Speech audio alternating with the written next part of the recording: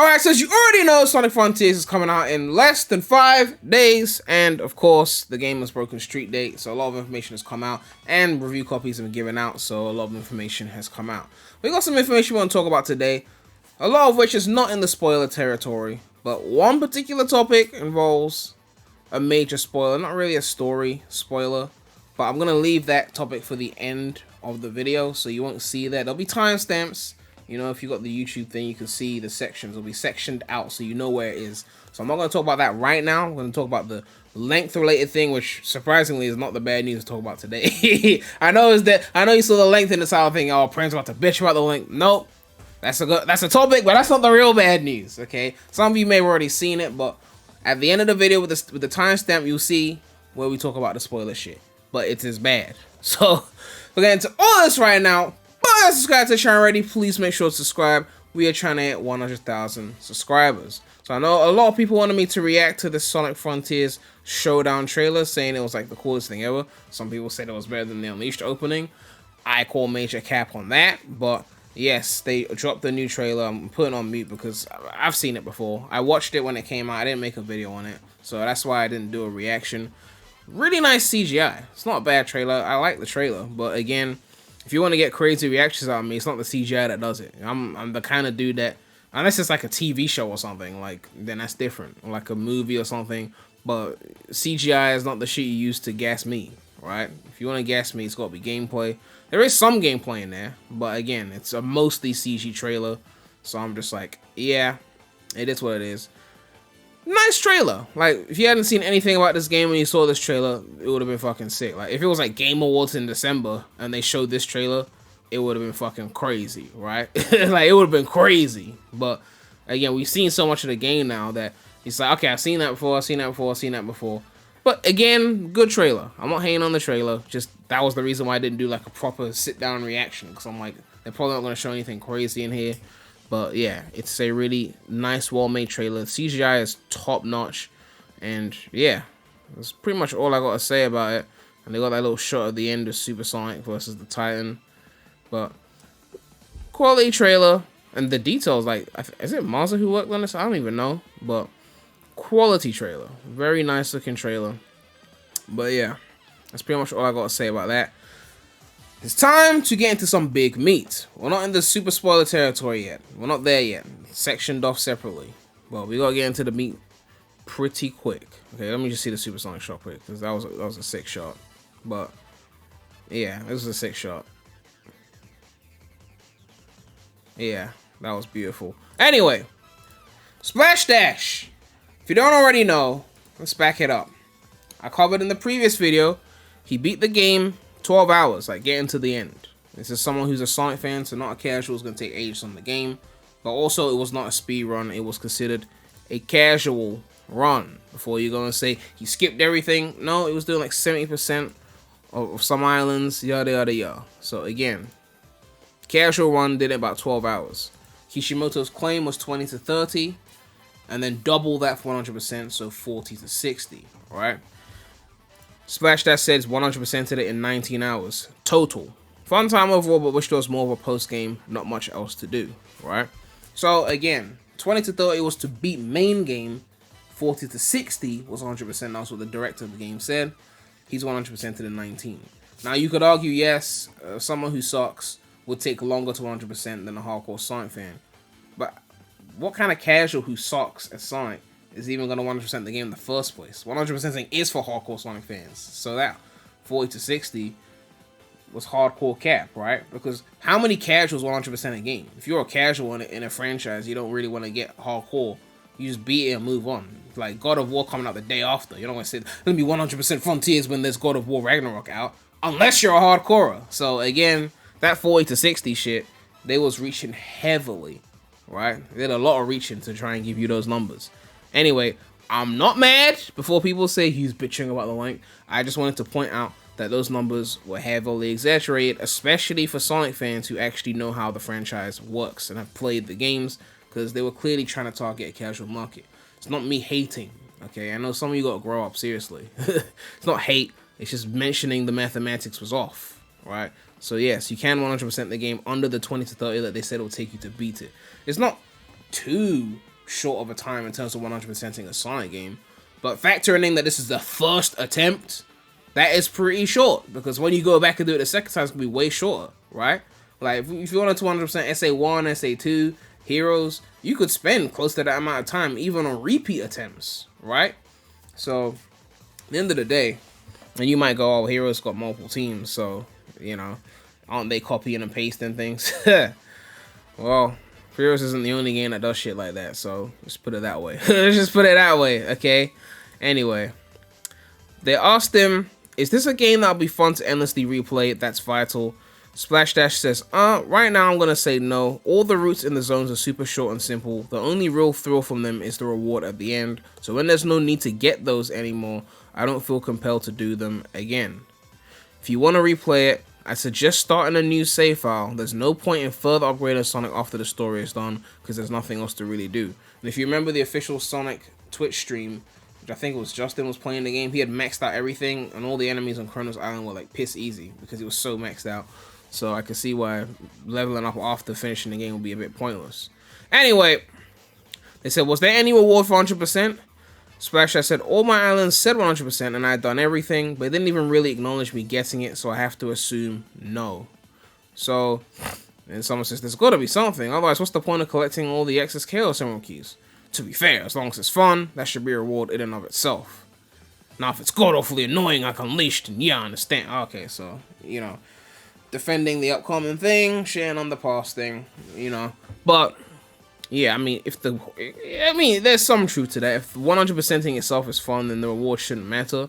That being said, Sonic Heroes gave you a reward, so I don't have to worry about that shit with my goat. And here's some disappointing news. It said, there's one thing I want to know. Is it truly possible? Can you beat the game purely by big fishing? Splash Dash said, from what I've seen, no. There's a limit on how much you can buy.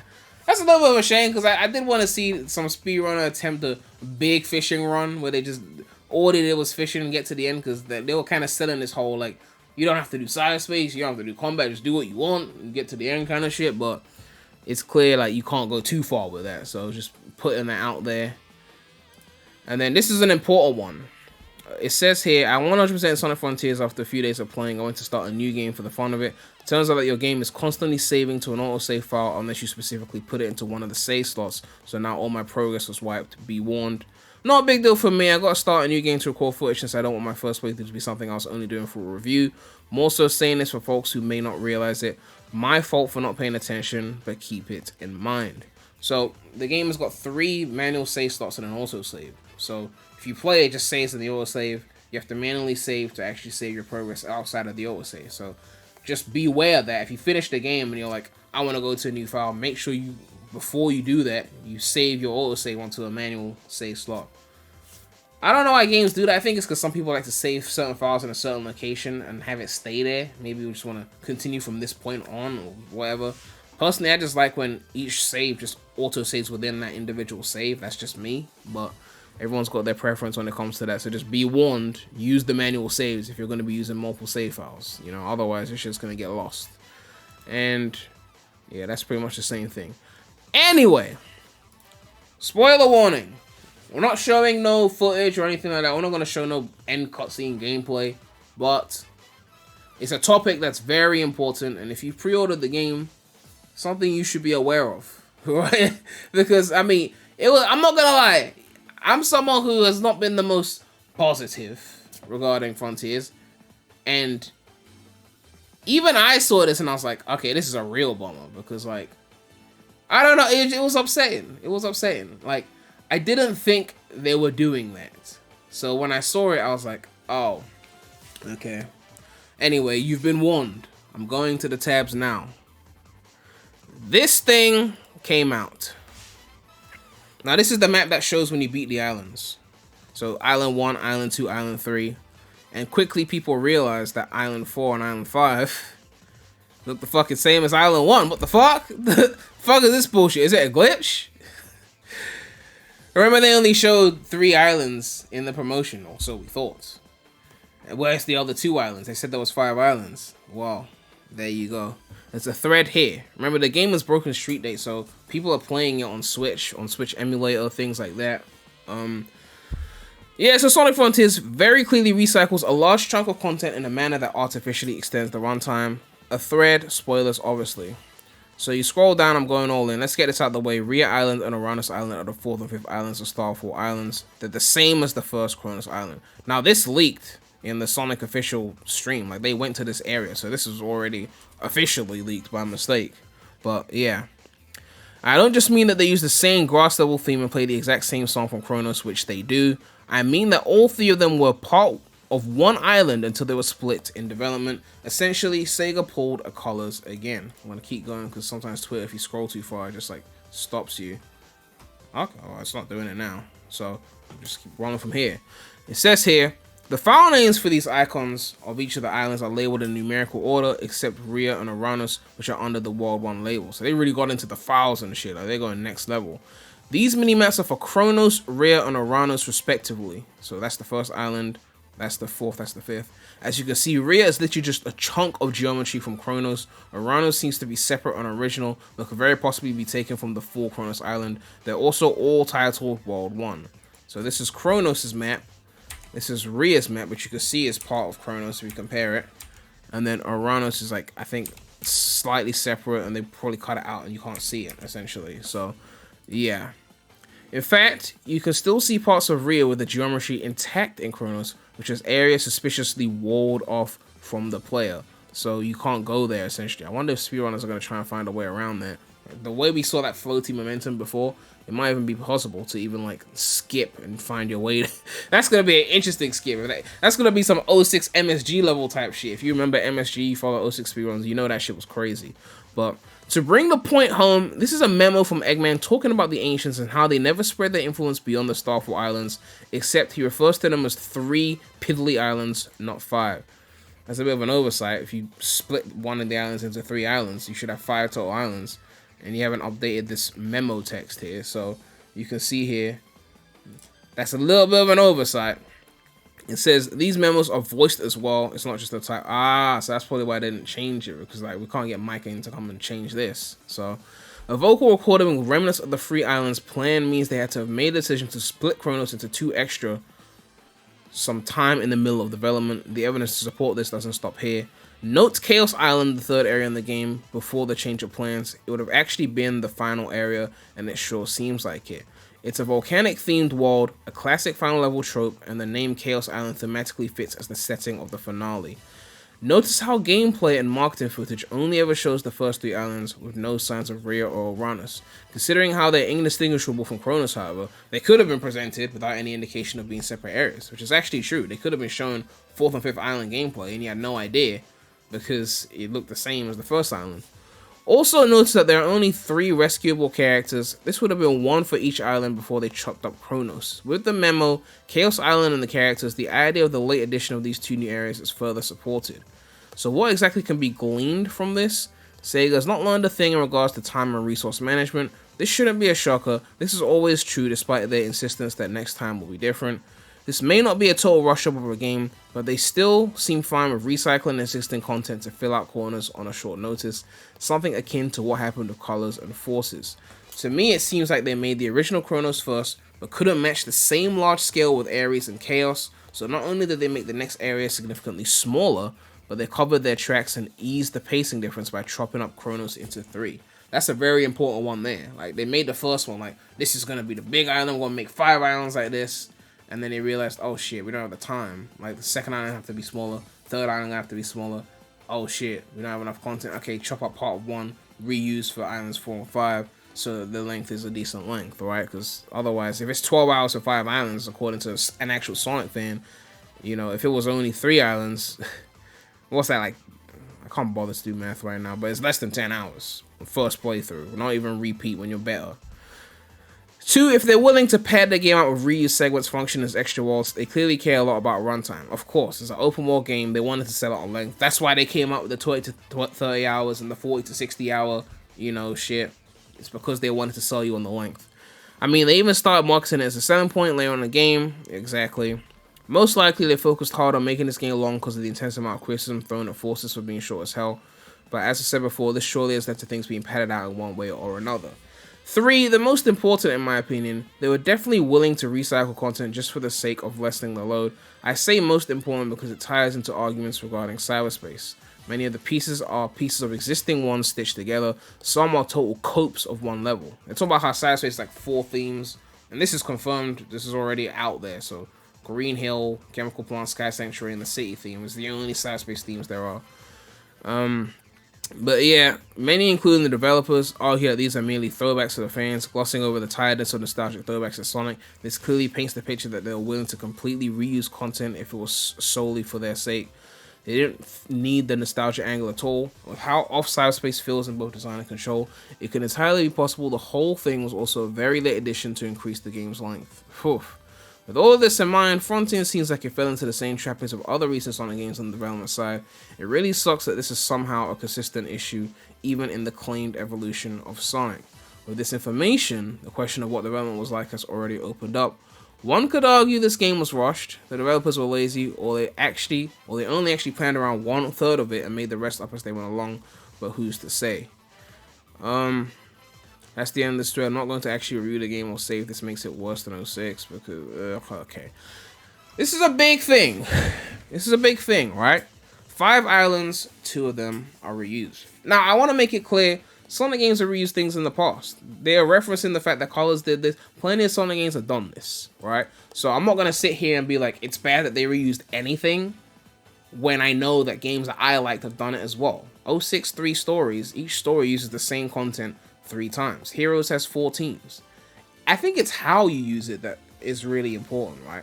Like, some people complain about Heroes because of the 14 situation, and I still think that's bullshit, because the game and the Metal Overlord ending is the extra ending. Of course, it involves playing as all 4 teams to get that ending, because you have to use all 4 teams in the Metal Sonic final boss. So I understand that.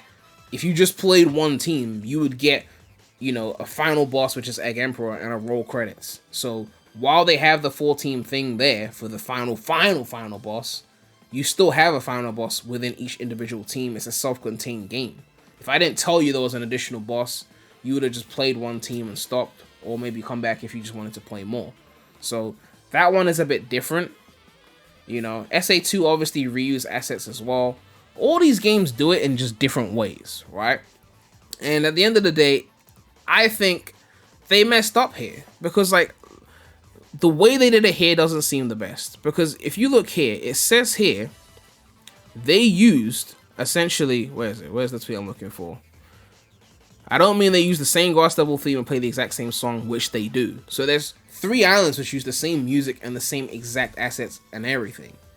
With SA2, they went in and they were like, okay, we're gonna flip the level names and the music and everything. So like, we know that, like, what's it called? Was it Mission Street?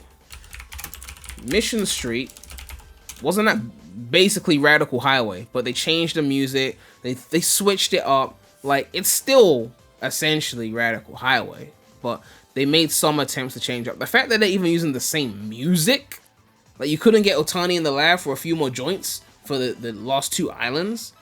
You know, like, there's little things they could have done to, like, make this more grand, okay? Just because Heroes did the 4 teams thing doesn't mean you should try and be like that. Because, again, when Heroes did it, that was, what, almost 20 years ago? And that was a very different time in gaming before open world had fully taken off. Or at that point, all you had was, like, GTA 3 really doing it on that level of scale. I mean, at the end of the day, if we look at Crash 4... they did some padded shit as well. Like, they had this mode called Inverted Mode, and they just took the same levels again, and it wasn't mandatory to beat the game. It was separate, to be fair. But they essentially just took the levels and added these weird, like, art styles and things like that, and it just did different ways of, like, making you go through the level, which, again, it's some nice additional content, but it's not major main content. So, but at least something, right?